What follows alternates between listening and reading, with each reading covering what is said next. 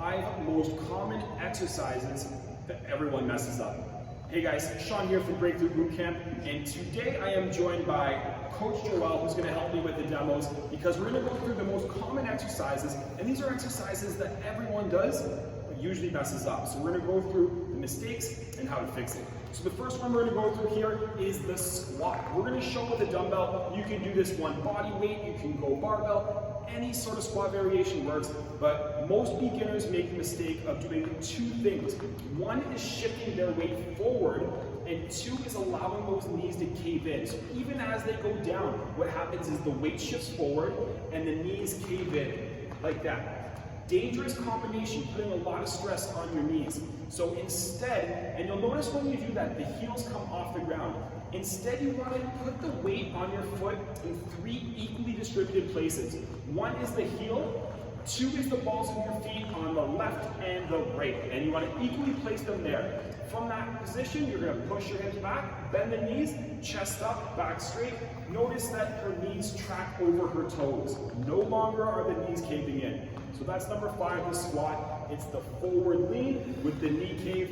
You correct that by sitting back, placing weight distributed evenly on your feet, and allowing the knees to track over your feet. Number 4 is the bent over row. We can do this one either a single dumbbell or 2 dumbbells. Today we're going to show you with 2 weights.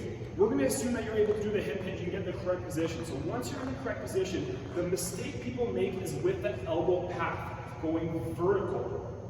See how the elbows come up towards the ceiling. Instead, what we want to see here is we want the elbows going diagonal, back towards the pockets.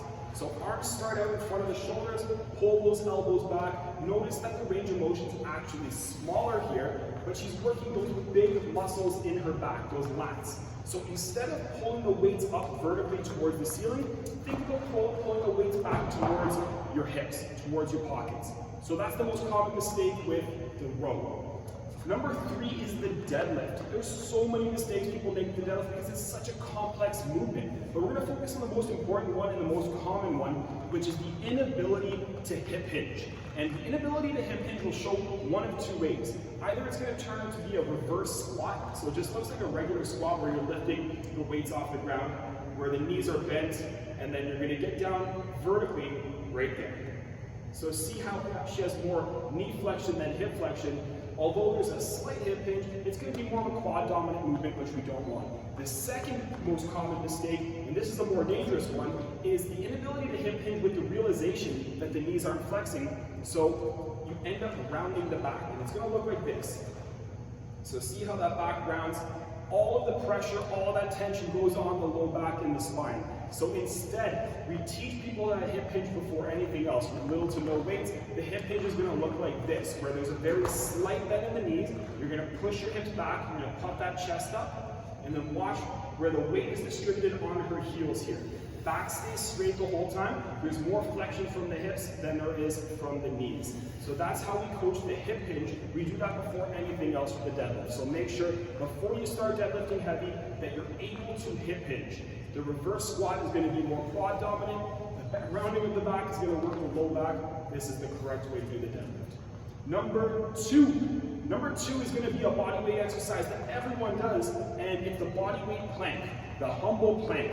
Now, I don't see an issue too much with the actual technique, but more of the philosophy behind the plank. So most people do the plank because they actually want to strengthen their core. But what ends up happening is you end up doing more of a muscle endurance exercise. So I'm going to give you a quick tweak that's going to shift this plank from a muscle endurance to a core strength exercise. So get into your regular plank like you normally would.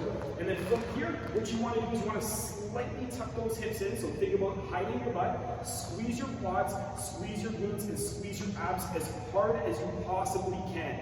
Maintain your breathing throughout that. You're going to notice this makes the plank way harder. If you're able to hold this for more than 30 seconds, you're not bracing hard enough. So in order to really train for strength rather than endurance, you need to increase the stimulus, increase the tension. And you do that by tucking the hips in, squeezing your quads as hard as you can, squeeze your glutes as hard as you can, squeeze your abs as hard as you can while breathing.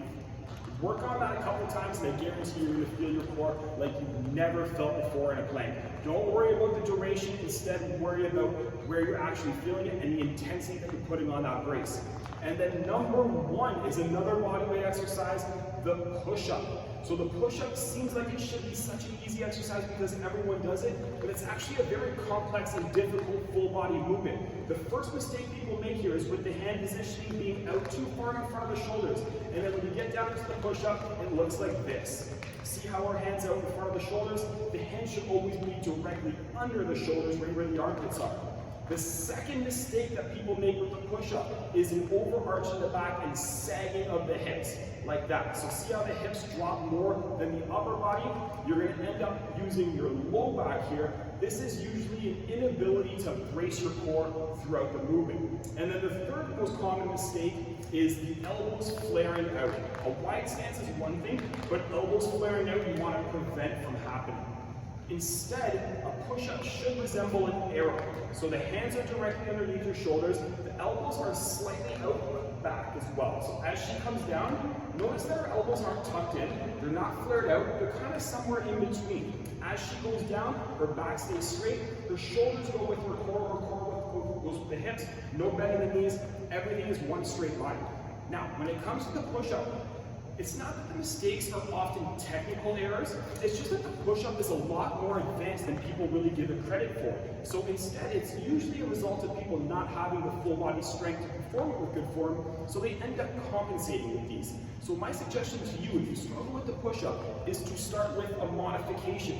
Usually elevating surfaces is the best way to modify your push-up. So if you have a chair, you put your hands on that chair. If you have a bench, put your hands on that bench. You can even drop down to your knees as well. But it's all about varying from the easiest progression to the toughest progression, making sure that you have all of these cues down pat. So just to go through that list again one more time, the 5 exercises that are commonly messed up. Number 5 is the squat. Number 4, bent over rows. Number 3 is the deadlift. Number 2 is the plank. And number 1 is the push-up. Let me know which exercise you find the most challenging and you would include on this list. And if you guys have any suggestions for future videos, please let us know. I will see you all next week.